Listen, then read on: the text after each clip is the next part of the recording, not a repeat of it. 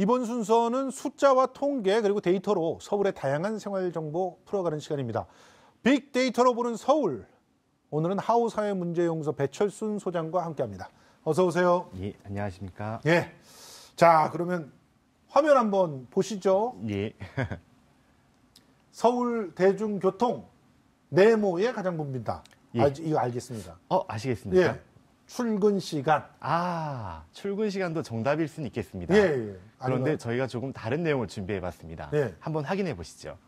볼까요? 금요일에. 예.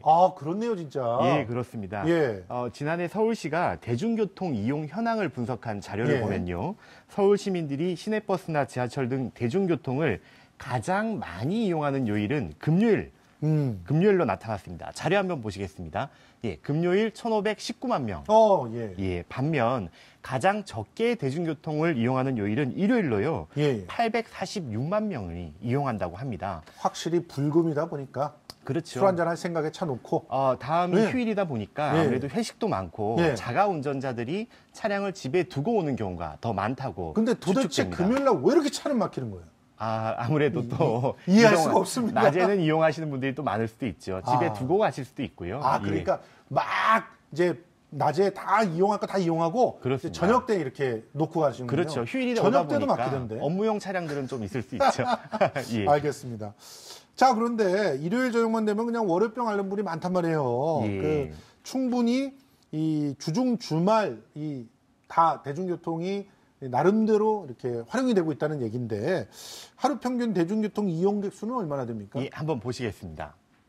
서울시가 지난해 교통카드 빅데이터 48억 건을 분석한 결과입니다. 네. 지난해 버스, 지하철 등 서울시 대중교통 이용객은요, 하루 평균 1,338만 1,000명에 그쳤습니다. 이것은 지난 2016년 1,349만 1,000명보다 0.8% 정도 줄어든 수치인데요. 네. 버스는 1.7%, 지하철은 0.2% 감소된 것으로 나타났습니다. 서울시 대중교통 이용객은 2014년 1,383만 명에서 역대 최고치를 기록한 뒤로 네. 3년째 감소세를 보이고 있습니다. 아니 이렇게 뭐 감소하면은 대중교통이 점차 이용하는 사람이 적어지니까 수익 구조가 악화되는 거 아닌가 이런 생각도 드는데. 수익 구조도 있고요. 예. 서울시의 인구 자체가 예. 조금씩 줄어들고 있습니다. 예. 수도권이 점점 더 많아지고 있죠. 예. 그런 면에 따라서 나타나는 현상으로 보이고요. 예. 참고로 서울시 대중교통 전체 이용객 중에서 예. 버스 이용객은 539만 8천 명, 예. 지하철 이용객은 798만 3천 명으로 예. 시민들이 버스보다는 지하철을 좀 더 선호하시는 경향이 나타나고 있다고 보입니다. 알겠습니다. 뭐 그리고 환승도 하고 그러니까 그렇습니다. 아무래도 뭐 지하철을 일단은 이용해서 이제 버스로 갈아타는 이런 것들이 더 예, 또 통계적으로는 예, 잡혀 있습니다. 선호할 예. 수 있을 것 같고요. 자, 이용객이 많은 서울 지하철 역사 탑5네요. 예, 그렇습니다. 강남역이 1등이네. 예, 그렇습니다. 혹시 공통점을 아실 수 있겠습니까? 그럼요. 다 색깔로 딱 나오죠. 예, 2호선. 맞습니다. 예. 서울 시민들이 가장 많이 타고 내리는 역은요, 공교롭게도 모두 2호선이라고 합니다. 서울시 지하철 이용 현황을 보면요, 2호선 강남역이 보시다시피 부동의 1위로 나타났습니다. 강남역의 하루 평균 승차 인원은 10만 1,239명, 네. 하차 인원은 10만 553명으로 조사됐습니다. 네. 하루 평균 승차 인원만 놓고 보면요, 강남역 다음으로 잠실역, 홍대 입구역, 신림역의 순으로 보입니다. 예. 하차 인원도 비슷한데요. 예. 홍대 입구역, 잠실역, 신림역의 순이었습니다. 그런데 이 강남역에 보면은 다른 역에 비해서 지하철 자체의 환승은 그렇게 많지 않은데 예. 강남역에서 딱 내리잖아요. 그러면 그냥 그 경기도로 가는 광역 맞습니다. 버스들이 그냥 예. 줄 서 있거든요. 맞습니다. 예. 아마 그래서 저렇게 많지 않나 이런 생각이 편의 시설도 듭니다. 좀 많은 편이고요. 그렇죠. 학원들도 많고요. 예. 자, 유동인구 많은 곳이 대부분 다 이렇게 높은 비중을 차지하더라. 그렇습니다. 그런데 지금 우리 지하철이 상당히 높은 평가를 받잖아요. 예, 세계 그렇습니다. 최고의 대중교통 도시 10위 안에 들어간다면서요? 우리가? 예, 그렇습니다. 예. 지난해 글로벌 건축 컨설팅 회사 아카디스가 세계 100대 도시의 대중교통 수준을 비교한 도시교통 지속 가능성 지수를 발표했습니다. 네. 지금 보시다시피 최고의 대중교통 도시 1위는 홍콩이 차지했습니다. 예. 2위가 스위스 취리히, 3위가 프랑스 파리, 우리 서울은 자랑스럽게도 전체 4위에 이름을 올렸습니다. 대단하네요. 10위 안에 드는 대단한. 것도 대단한데 지금 예. 4위예요. 10위권 안에 유럽 오호. 도시가 7개고요. 아시아 도시가 3개밖에 안 됩니다. 0.1점만 더 얻으면 3등. 비슷하죠. 동메달. 예, 그렇습니다. 도시교통 지속 가능성 지수는요. 23가지 지표를 중심으로 교통 시스템이 사회와 삶의 질에 미치는 영향을 평가한 인간치나, 교통 시스템이 환경에 미치는 영향을 평가한 환경치나, 교통 시스템이 경제적 성장에 미치는 영향을 평가한 수익성을 종합적으로 판단한 수치입니다. 네. 유럽 도시들은 환경친화나 수익성 부분에서 높은 점수를 얻었다고 하고요. 네. 아시아권 국가들은 현대적 지하철, 훌륭한 시설, 저희 자랑스럽죠. 네. 그리고 낮은 자가용 사용률이 높은 점수를 얻을 수 있는 배경이었다고 합니다. 아, 그래요? 우리 자가용 꽤 많이 사용하는데 아직까지 외국에 비해서는 낮은 외국에 비해서는 많이 수준이군요. 낮죠. 예. 자, 그리고 서울이 교통약자가 가장 살기 좋은 도시로 결정됐다는데 저는 사실은 선뜻 이해가 가지 않습니다. 아직 부족함은 많습니다만은 저희가 이제 국내 그러니까 국내 그렇습니다. 수준인 거죠? 예. 국내에서. 국토부에서 지난해 지자체별 교통복지 수준을 평가해서 발표했습니다. 평가 기준은 이동 편의시설의 기준 적합률, 저상버스, 특별교통수단 부급률, 교통약자와 관련된 사고율, 교통복지행정수준 등 총 9개 예. 교통복지 지표를 토대로 했다고 하는데요. 8대 특별광역시 중에서 교통복지 수준이 가장 높은 곳은 아직 많이 부족하지만 예. 교통약자들의 이동이 그나마 가장 편리한 곳은 서울특별시라고 합니다. 예. 우리 서울특별시의 교통복지 수준은요. 보행환경, 저상버스 보급률, 또 교통복지 행정 등에서 특히 높은 평가를 받아서 네. 2016년도에 이어서 계속 1위를 지키고 있습니다. 그런데 제가 이렇게 딱 보니까 이제 기본적으로 이 특별 교통수단의 보급률이라든가 특별 교통수단의 이용률은 낮아요, 서울이. 그러니까 예. 저 부분을 갖다가 빨리 보완을 해야 90점대에 들어갈 수 있지 않을까. 맞습니다. 그런 더 생각이 많은 듭니다. 예산 투입이 필요하겠지요. 그리고 우리 버스 탈 때 이제 요즘에는 이제 교통카드로 다 타잖아요. 예, 그렇습니다. 근데 예전에는 토큰으로 탔는데 예, 굉장히 예. 많은 변화가 있었죠. 예, 변화 한번 보시겠습니다. 예. 예. 기억하십니까? 예. 1980년대 이전의 버스와 지금의 버스는 굉장히 다릅니다. 그렇죠. 그때 당시만 해도 안내양이라고 예. 버스 안내하시는 분이 계셔가지고 예.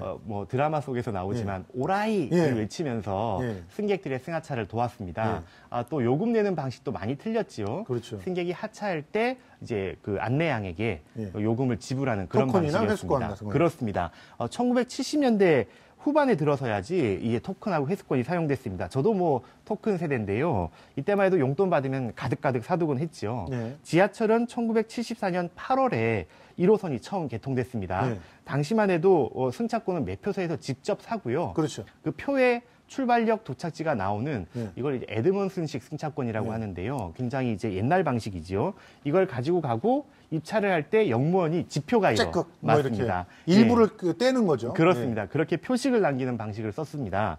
1986년이 되어서야 보시다시피 마그네틱 종이 승차권이 나왔습니다. 아, 저거 마그네틱 선 날아가 버려가지고 당혹스러웠던 경험이 맞습니다. 한두 번이 예, 있는 게 맞습니다. 아니에요. 예. 특히 저 월 전기권 사가지고 그렇습니다. 끊고 다녔는데 그렇습니다. 어느 날 열흘밖에 안 썼는데 마그네틱 날아가 버린 거예요. 이제 전사 입력이 가능해져서 예. 정액권, 정기권들을 저희가 사용할 수 있었죠. 예. 당시까지 버스는 토큰과 회수권을 사용해야 했습니다. 예. 1989년에 처음으로 이제 지하철하고 버스를 갈아탈 때 요금 할인을 받을 수 있는 환승 승차권이 등장했고요. 예. 1996년이 되어서야 드디어 7월에 예. 서울시에서 버스카드제가 처음으로 시작되었습니다. 예. 오늘날 교통카드처럼 미리 요금을 충전하고 버스비를 결제하는 방식이죠. 예. 이 제도로 인해서 버스 토큰은 이제 없어졌죠. 그렇죠. 그리고 나서 1999년에는 버스에 이어서 수도권 전철 전 구간에도 예. 교통카드가 도입되었습니다. 그렇지만 환승은 서로 호환되지 않아서 별도의 카드가 필요했다고 합니다. 2000년 이후에야 되어서야 저희가 버스 지하철과 통합 할인이 이루어져서 맞습니다. 지금 같은 교통 시스템을 누릴 수 있게 되었습니다. 아니 근데 환승돼서 좋은 건 참 많아요. 돈도 적게 들고 편리하고. 근데 예. 환승만 생각하다가 막 물건을 막 놓고 내리는 경우가 많아요. 저도 지하철에서 맞습니다. 굉장히 많이 놓고 내렸거든요. 아, 그러십니까? 예. 어떤 물건 놓고 내리셨습니까? 저는 주로 우산. 우산. 2번 다시 찾을 수 없었어요. 우산은. 우산은 잘 모르겠습니다만 예. 불신물 신고를 할지 안 할지는 모르겠네요. 예. 물론 하셨다면 예. 저희 서울 시민들의 높은 시민 수준으로 찾으실 수 있었을 것 같습니다. 아, 그래요? 자료화면 한번 보시겠습니다. 서울시 대중교통 통합 분실물 센터에 따르면요. 2016년 서울 대중교통에서 발견된 분실물은 총 17만 57개로 나타났습니다. 근데 재밌는 것은 대중교통별로 시민들이 자주 잃어버리는 분실물이 달랐다고 합니다. 한번 보시겠습니다. 버스는 지갑. 그렇습니다. 버스 분실물이 총 33,051건이었는데요. 이 중에 지갑이 6,632개, 19.8%로 가장 많았다고 합니다. 도시철도와 서울메트로는 같이 그 지하철일 텐데. 아, 요건 조금 뒤에 보시고요. 예. 법인 택시 한번 법인 보시죠. 택시. 휴대전화. 아, 예, 맞아요. 택시의 경우에는 맞아요. 총 6,875건 중에서 휴대전화가 3,530개, 예. 51.3%로 가장 많았습니다. 예. 아무래도 이제 택시 요금을 지불하시면서 예. 손에 쥐고 있던 휴대전화를 잠깐 옆에 내려두고 놓고 있다가 잃어버리는 거죠. 계산하고 내리시는 거죠. 예. 지하철은 라인별로 주된 분실물이 심지어 다릅니다. 예. 1에서 4호선 분실물 중에서는요, 전자제품이 가장 많았다고 예. 하고요. 5에서 8호선은 가방이 가장 많았다고 예. 합니다.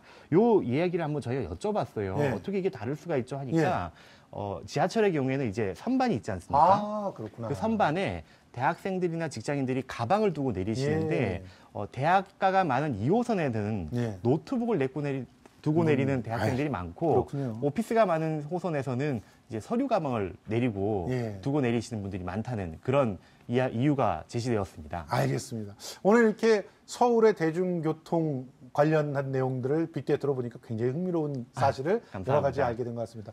예, 하우 사회문제연구소의 배철순 소장님이었습니다. 고맙습니다. 감사합니다.